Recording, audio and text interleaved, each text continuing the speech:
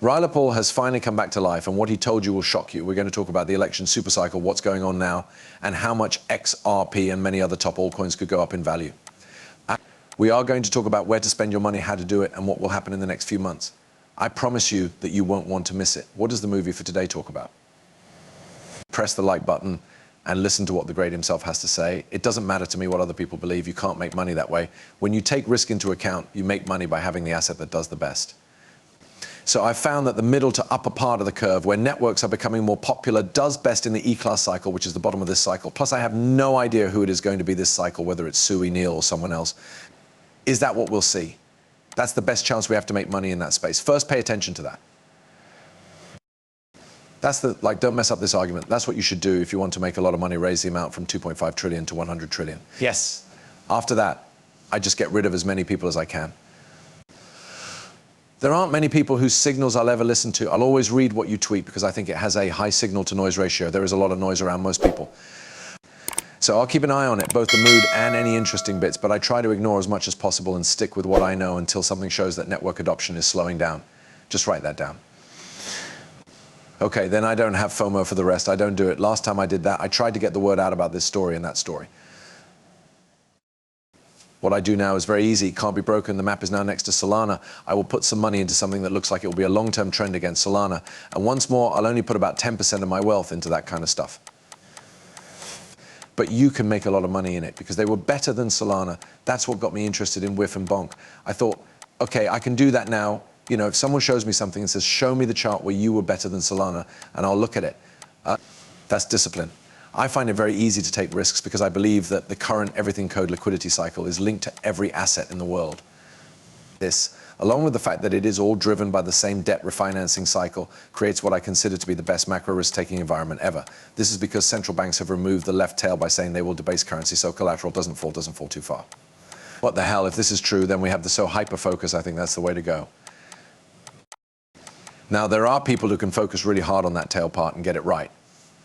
But the chance is less likely. The first rule is to not mess this up, which you break. It's bad if you get pulled out of the cycle and lose your money, since this cycle is going from 2.5 trillion to 100 trillion.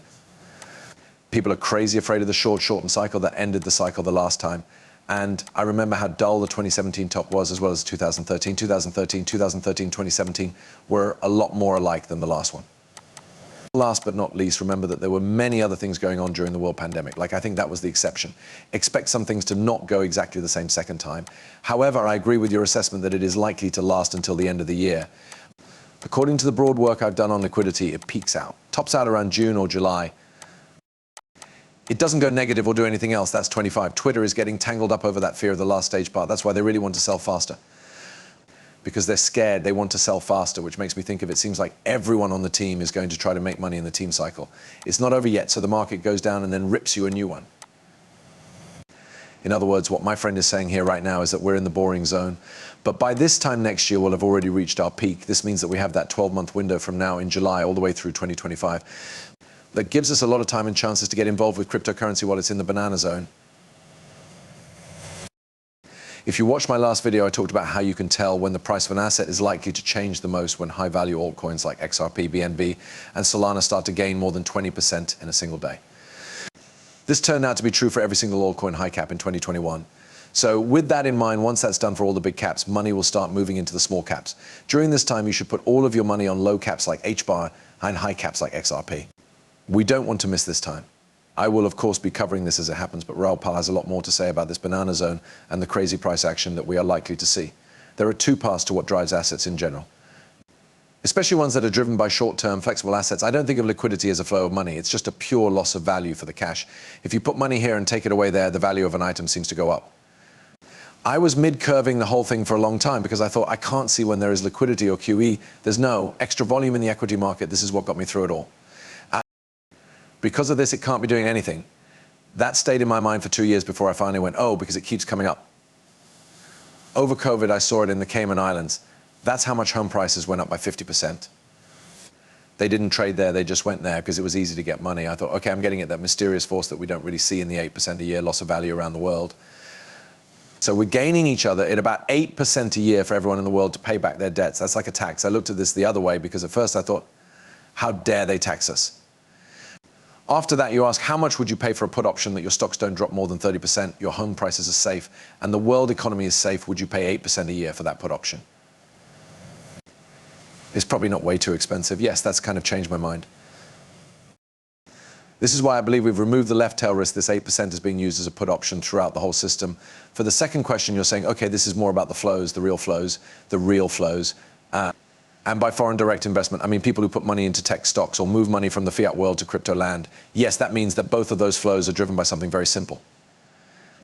It's the way business works. Why? People have more money to invest when their wages go up. Yes, so the flows start to pick up. The ISM is still below 50 right now and is having a hard time picking up. The indicators that look ahead are yelling higher. Things are about to get better. People aren't investing a lot of money in crypto, though. Why? The market is still a little rough because jobs are still hard to come by. People don't have enough cash on hand. From the VC companies, you know that nobody has had liquidity releases. From private equity to growth VC and all the way down to early stage token stuff, there's a real problem. That's it. Capital is stuck because it's not making any money. If you think about Tesla stock, it's not very high even though it has all the tech stuff. This is because people only buy cars when they have money, which currently isn't much. Rates are a little too high.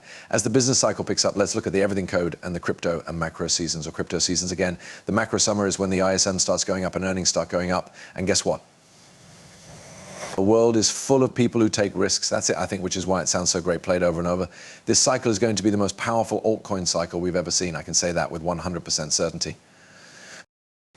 I've been studying it and comparing it to the last generation. Crypto is being widely used around the world. Institutional investing is picking up speed.